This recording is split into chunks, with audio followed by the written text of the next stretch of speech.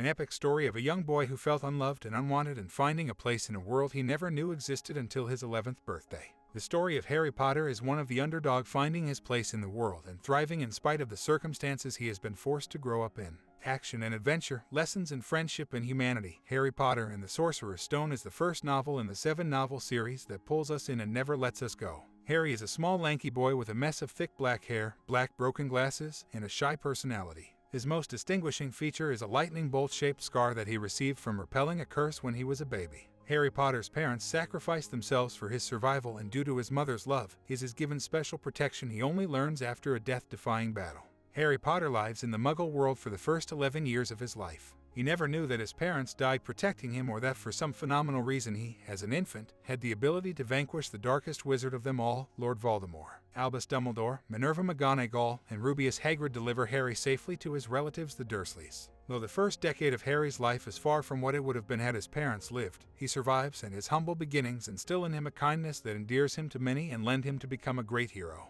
From there, the story of a boy who unknowingly changed the world begins. Harry came to live with the Dursleys after the death of his parents when he was an infant. His mother, Petunia, is a cold, harsh gossip who only has eyes for her son. Vernon is an enormously obese man with a mustache that is proud of his son's bullying antics and despises Harry. Dudley is an obese bully that spends half his time pitching temper tantrums and half tormenting Harry. Their greatest fear is that the neighbors will find out about Harry's background. While living with the Dursleys, Harry rooms in a storage closet under the stairs and is expected to do all the chores of the house. He isn't allowed to go to fun places, none of his birthdays are celebrated, and he has no friends. Harry has been told by his aunt and uncle that his parents were degenerate human beings and died in a car accident, which is where he obtained the lightning bolt-shaped scar on his forehead. After weeks of no luck reaching Harry to inform him that he has been accepted to Hogwarts School for Witchcraft and Wizardry, Harry is finally found with the Dursleys on a storm-tossed island by a giant of a man named Rubeus Hagrid, who goes by his surname. Hagrid is an enormous man, with hands the size of trash can lids and nearly 10 feet tall. He had tons of wild shaggy hair and a beard that covers nearly his entire face. An intimidating guy to welcome Harry to the wizarding world, but one that would easily give his life for Harry if that's what it took to keep him safe. Hagrid not only delivers the news that Harry is a wizard, but that his parents were wizards and did not die in a car crash but during a battle with Lord Voldemort to save Harry's life. Happenstance brings Hagrid to Harry on his birthday. Hagrid even brings a cake. The best gift of all is that he takes Harry away from the cruel Dursleys and off to Diagon Alley, Gringotts Wizarding Bank, and introduces him to the wizarding world. In discovering he is a wizard, Harry finally gets an explanation for why strange events have occurred around him his whole life which haven't endeared him to the Dursleys. Like the time he ended up on top of the school when he was running from Dursley and his friends. Or when his hair grew back overnight after Aunt Petunia cut off all his hair but his bangs. Right before Harry finds out he's a wizard, he accidentally releases a boa constrictor at the zoo on Dudley's birthday, something that lands him weeks in his cupboard as punishment.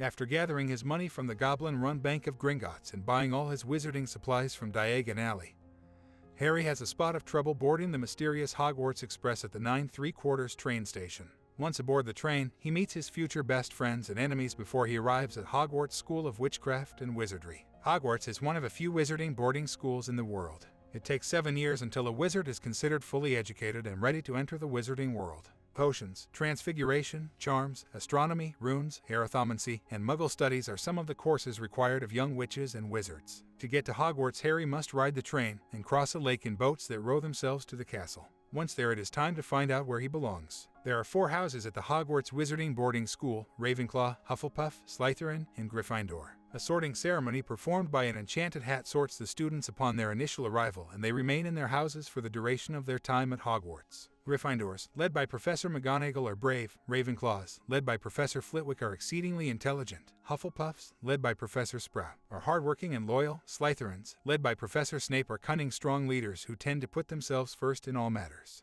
Gryffindor's house colors are red and gold and their mascot is a lion. Ravenclaw's colors are blue and bronze and their mascot is an eagle. Hufflepuff's colors are yellow and black and their mascot is a badger. Slytherin's house colors are green and silver and their mascot is a snake. Quidditch is the sports pastime for witches and wizards. There are 7 players on each team and 4 balls in the game. It's a game played on brooms with 3 hoops at each end of the pitch. There is the keeper who blocks the goals, the seeker who goes after the snitch, the beaters who keep the bludgers from harming players, the quaffle which is carried by the 3 chasers who try to score points. Harry comes to find that he is a natural flyer and the youngest seeker to play for a house team in 100 years. When it feels like everything else about the wizarding world is a bit overwhelming, he uses flying and Quidditch to boost his spirits. In an ironic move, it's thanks to Malfoy's malice that leads Harry to discover his talent. Harry quickly makes two good friends at Hogwarts. The first is Ron Weasley, who is one of 7 children with freckles and red hair, and he is a pureblood wizard. Though his family is poor, his personality is beyond compare, and he becomes Harry's best friend. They come to be best friends with Hermione Granger, who comes from the Muggle world with Muggle parents. She is a brilliant and exceedingly talented witch. The 3 wizards solve many mysteries and get into plenty of mischiefs together. The antagonists of the first novel are Draco Malfoy, Professor Snape, and Lord Voldemort. Draco Malfoy is in House Slytherin and is the same age as Harry and Ron.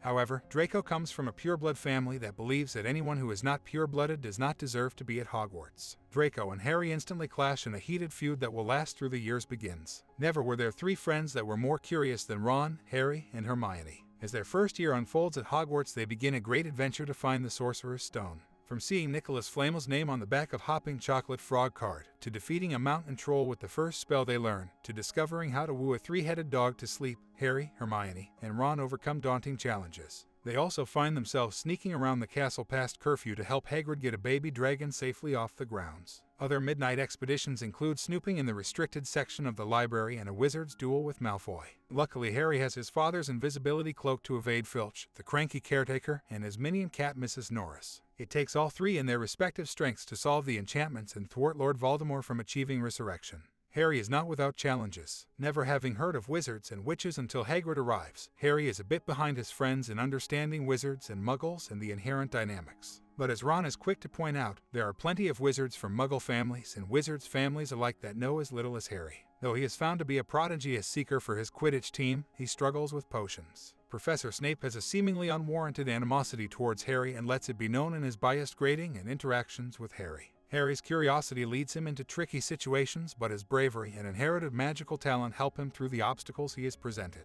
Due to his inability to back down from challenge made by Malfoy, Harry finds himself losing points from his house and losing the respect of his peers. When he goes from being the most famous to the most infamous for his choices, Harry struggles to toe the line and follow the rules when he knows danger is lurking. In this first book, we find that he who must not be named Aka, Lord Voldemort, is trying to resurrect his shattered being to a human form again. Through dark magic that kills the most innocent of creatures, and using others for his nefarious purposes, Voldemort seeks to reanimate himself and kill Harry Potter and return to terrorizing the wizarding world. Thwarted once again, few people actually believe that he is trying to make a return, and it is the beginning of a great struggle that will ultimately divide the wizarding world and all that Harry comes to know and love. After recuperating in the hospital wing, Harry finds that he has saved the day. The Sorcerer's Stone is destroyed, and recognition is given to those who help Harry. He learns that he has a new world of friends just waiting to be a part of his life. Though he dreads going home to the Dursleys, he has a few tricks up his sleeves to make life more tolerable.